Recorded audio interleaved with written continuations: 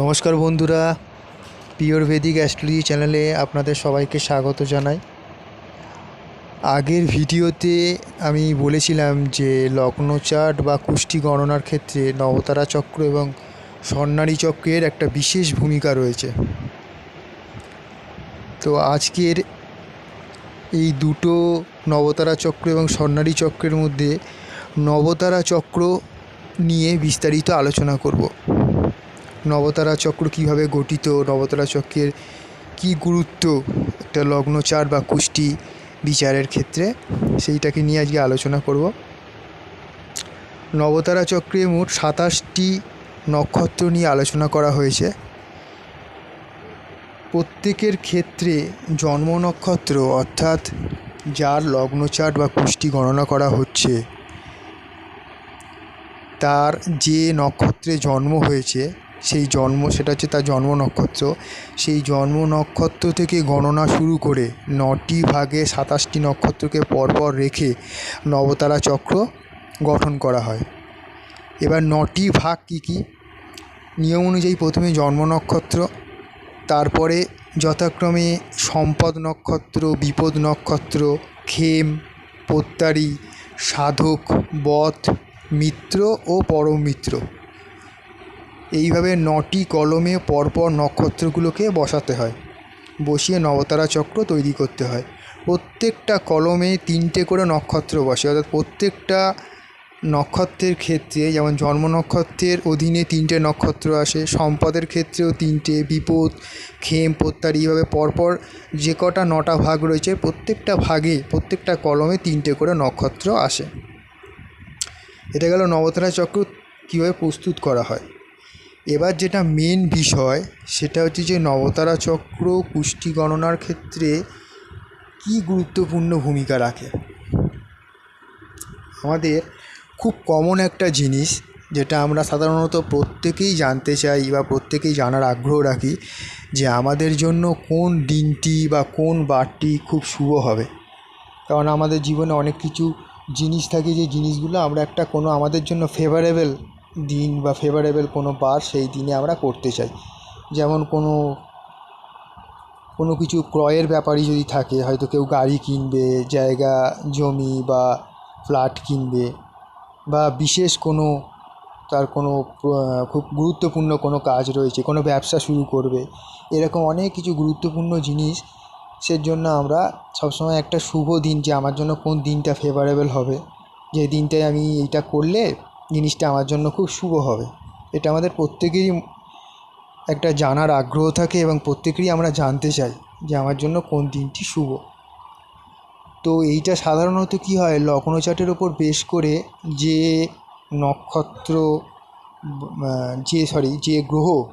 যে গ্রহ লগ্ন চার্টের মধ্যে দেখা যায় যে এই গ্রহটা তার জন্য ফেভারেবল, সাধারণত সেই দিনটাকে সিলেক্ট করা হয়, তোমার জন্য এই গ্রহটা ফেভারেবল, তো এই দিনটা, এই বারটা, যার জন্য যদি রবি হয়, রবিবারটা তোমার জন্য খুব ফেভারেবল হবে। তো প্রত্যেক রবিবারই কি তার ফেভারেবল? সেটা কিন্তু নয়। সঠিকভাবে যদি আমরা অ্যাস্ট্রোলজিক্যালি নিয়ম অনুযায়ী কোনো জাতক বা জাতিকার শুভ দিন নির্ণয় করতে যাই, তাহলে নবতারা চক্র ছাড়া সেটা কখনো সম্ভব নয়।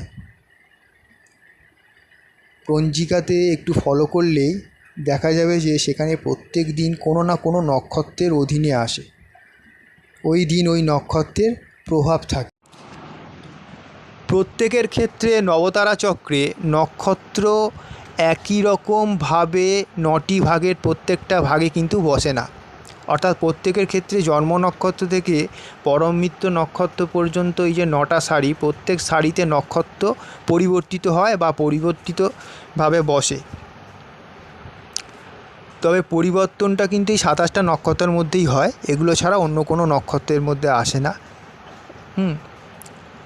এবার কারণ নবতারা চক্রের সাথে পঞ্জিকা যে দিন মিলিয়ে দেখা হচ্ছে, সেই দিন পঞ্জিকাতে যে নক্ষত্র অবস্থান করছে সেই নক্ষত্রটি তার নবতারা চক্রে যদি শুভ হয় তাহলে তার জন্য ওই দিনটা শুভ হবে, ফেভারেবল হবে। আর যদি অশুভ হয় তাহলে ওই দিনটি অশুভ বলে ধরা হবে। এই পদ্ধতিটা যদি ব্যক্তিগত জীবনের সাথে মিলিয়ে দেখা যায় তাহলে কিন্তু খুব সহজে বোঝা যাবে যে এটা কতটা ফলপ্রদ দৈনন্দিন জীবনে। এছাড়া বদ নক্ষত্র, প্রত্যারী নক্ষত্র এবং বিপদ নক্ষত্র, এই টোটাল 9টা ভাগের মধ্যে 3টে ভাগ যে থাকে, বিপদ, প্রত্যারী এবং বদ, এই 3টে নক্ষত্র কিন্তু খারাপ, অশুভ ফলদাতা হয়। এবং এই নক্ষত্রগুলোর ক্ষেত্রে যে দিন এই নক্ষত্রগুলো পড়ে বা নক্ষত্রগুলো যে দিনে অবস্থান করে সেই দিনগুলো কিন্তু বিশেষ কিছু সতর্কতা অবলম্বন করতে হয়। এটা প্রত্যেকের ক্ষেত্রে চার্ট অ্যানালিসিস করার পরেই প্রপারভাবে বলা সম্ভব যে তার কোন দিক থেকে সাবধানতা অবলম্বন করতে হবে। প্রত্যেকের ক্ষেত্রে একটু আলাদা হয়। এটা বাদ দিয়ে বাকি যে নক্ষত্রগুলো রয়েছে সেগুলো মোটামুটি প্রত্যেকটাই শুভ ফলদাতা হয়। তার মধ্যে কম বেশি থাকে, সেটা চার্ট অ্যানালিসিস করার পরেই বলা সম্ভব। আমি আমার চার্টে এগুলো পুরো পরিষ্কারভাবে লিখে দিই এবং বলেও দিই কী কী ব্যাপারে সতর্কতা অবলম্বন করতে হবে এবং কোনগুলোকে সবার আগে, টোটাল বাদবাকি যে নক্ষত্রগুলো শুভর মধ্যে আসে, জন্ম নক্ষত্র, সম্পদ নক্ষত্র, মিত্র, পরম মিত্র, সাধক, খেম, এইগুলোর ক্ষেত্রে আমি বলে দিই যে কোনটাকে বেশি গুরুত্ব দিতে হবে, কোনটা সবার ফার্স্টে সেটাকে আগে ফলো করতে হবে, দেন তারপরে এইটা কোনটা সব থেকে ভালো, তারপরে কোনটা, তারপরে কোনটা, কার কার ক্ষেত্রে কেমন আসছে, সেইভাবে আমার চার্টে পুরো করে দেওয়া থাকে। যাই হোক, এরকম অনেক গুরুত্বপূর্ণ তথ্য নবতারা চক্র থেকে কিন্তু জাতক জাতিকার জন্য জানা যায়, যেগুলোকে বাদ দিয়ে চার্টটা সম্পূর্ণ করা বা তার এই যদি কোয়ারি থাকে বা প্রশ্ন থাকে যে তার জন্য কোন দিনটা ফেভারেবল হবে, কোন দিনটা সে জানবে যে এই দিনটা তার কোনো শুভ কাজের জন্য সে বেছে নিতে পারে, সেক্ষেত্রে কিন্তু এই চার্ট অ্যানালিসিস ছাড়া বলা অসম্ভব হয় না। যাই, আশা করি নবতারা চক্র এবং তার গুরুত্ব সম্বন্ধে আপনাদের মোটামুটিভাবে অবগত করতে পেরেছি। যদিও নবতারা চক্র সম্পর্কে আরও অনেক কিছু ব্যাপার আছে, এটা আরেকটা বড় একটা চ্যাপ্টার। যতটুকু সম্ভব হলো আমি শর্টের মধ্যে আপনাদের এর গুরুত্বটা এটা সম্বন্ধে জানালাম। ভিডিওটি যদি ভালো লাগে দয়া করে লাইক দিন, শেয়ার করুন আর প্লিজ কমেন্ট করুন। ভিডিও, আমি যেহেতু নতুন চ্যানেলে ভিডিও ছাড়ছি, যদি কারোর কিছু কোনো ব্যাপারে নতুন কোনো ভিডিও চান আপনারা কাইন্ডলি কমেন্ট করুন ভিডিও সম্পর্কে। আপনাদের কিছু যদি পার্সোনাল কোনো কোয়ারি থাকে কমেন্ট করতে পারেন, আমি চেষ্টা করব আমার সাধ্য মতন উত্তর দিতে। ধন্যবাদ, ভালো থাকবেন, সুস্থ থাকবেন।